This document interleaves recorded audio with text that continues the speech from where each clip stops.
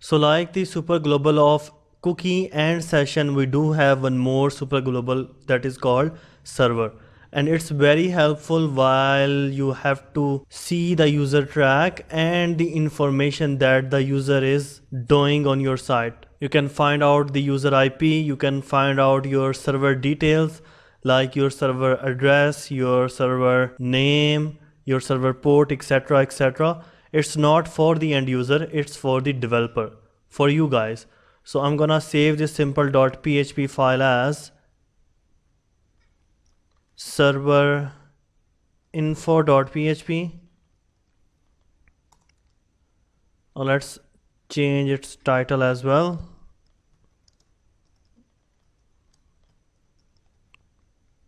Okay, now in the PHP scope, I'm gonna add here a couple of echo statement. So first we have added this server name that is going to give you the name of your server that you are using. Then the next server underscore addr means server address is gonna give you the address of your server. Then you can also find out the port of your server and your document root.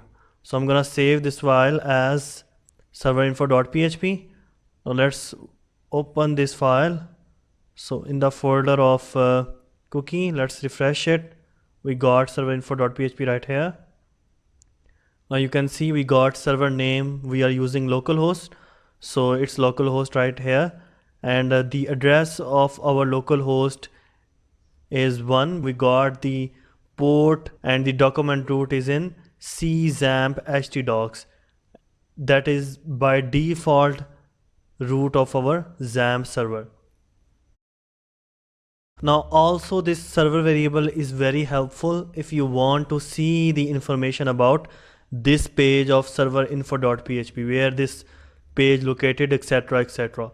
So back to my editor, I'm gonna add here a couple of information.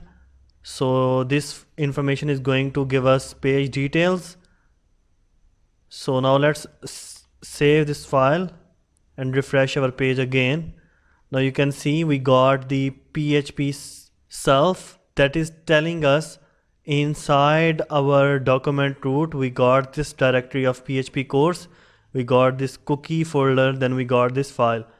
And if you want to see the full path, then this script underscore file name is going to give you the full path inside C, htdocs, PHP course, cookie, etc, etc.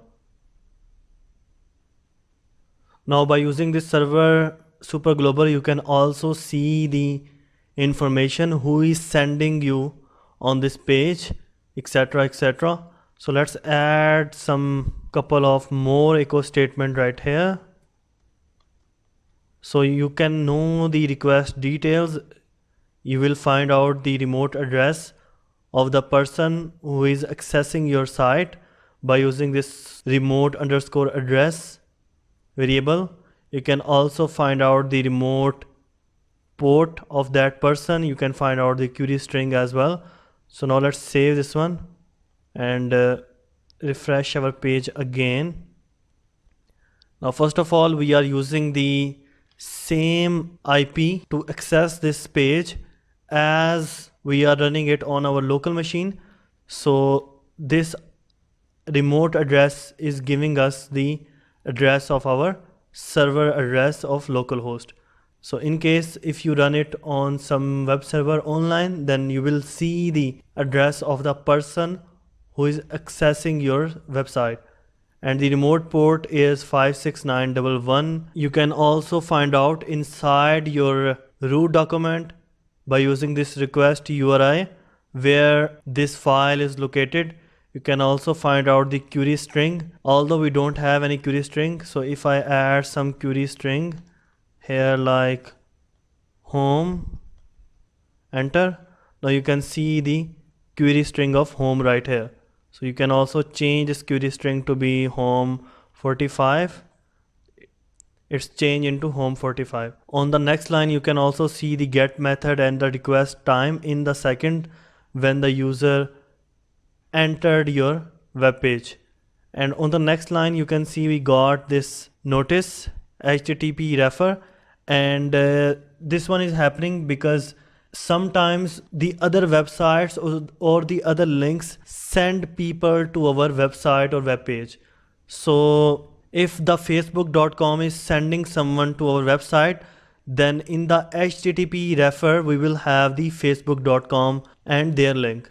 So this HTTP refer is for tracking the URL of the last person who sent you on this page of serverinfo.php. Remember that we don't have any redirection from the URL. That's why we got this undefined index of HTTP refer.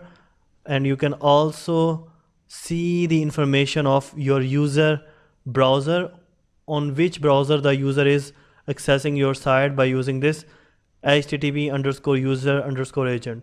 So these server variables are very helpful. These are special for developers.